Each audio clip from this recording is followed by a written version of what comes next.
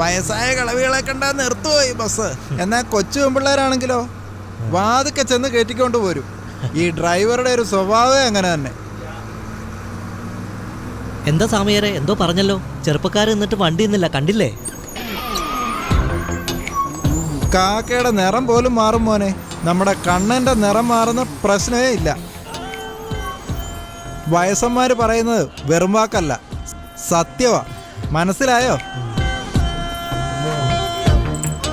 എന്താ പുതിയ ആളാ? പോയെ കൈവക്കല്ലേ സാറേ, മുട്ടയും കൊണ്ട് ഞാനാ സാറേ ആദ്യം വന്നേ. ആദ്യം കോഴിയല്ലേ ഉണ്ടായത്, പിന്നെയല്ലേ മുട്ട. ആട്ടിമേടിക്കാതെ മാറിയിരിക്കട ചീമട്ടെ.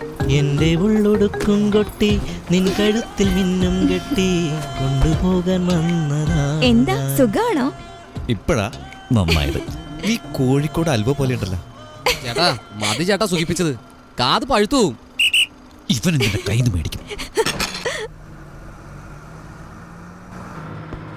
ചേട്ടാ പറയ്. ആരും ഒരാൾ ടിക്കറ്റ് എടുത്തില്ല ചേട്ടാ. ആരും ടിക്കറ്റ് എടുക്കാതിരിക്കാൻ വഴിയില്ലല്ലോ. എല്ലാരും റെഗുലറായി വരുന്നവരാ. നീ ശരിക്കും എണ്ണി നോക്ക്. 1 2 3 4 5 6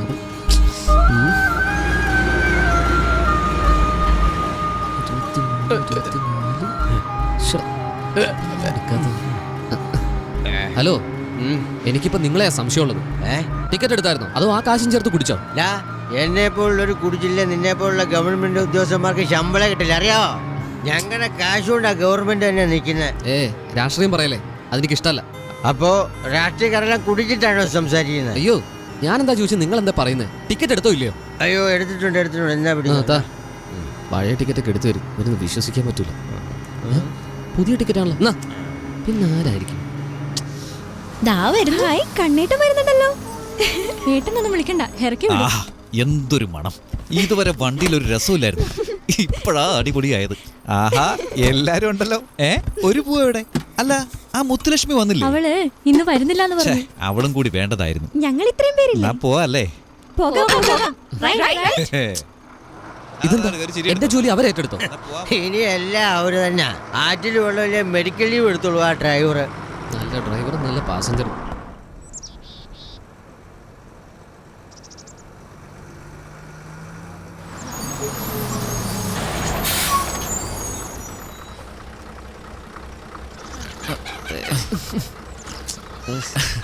എന്റെ കണ്ടക്ടറെ, അയാൾ ഇന്ന് എഴുന്നേക്കും തോന്നുന്നില്ല. നിങ്ങൾ പോയിക്കോ. എന്റെ പിള്ളേരെ, നിങ്ങൾ ഇങ്ങനെ ആഴ്ചയിൽ വരാതെ ദിവസവും വാ.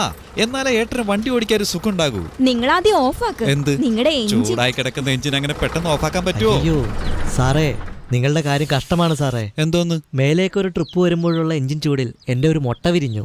നിങ്ങൾ ദിവസവും ഇതേ എഞ്ചിന്റെ മുകളിലല്ലേ ഇരിക്കുന്നത്, അതോർത്തിട്ടാ ഞാൻ പറഞ്ഞത്. എടോ, ബോംബ് പൊട്ടിയാൽ ഒരു പ്രശ്നമില്ലാതെ ഇവിടെ കൊണ്ടെത്തിക്കുന്നില്ലേ? പിന്നെന്താടോ പ്രശ്നം? ചീമോട്ടെ.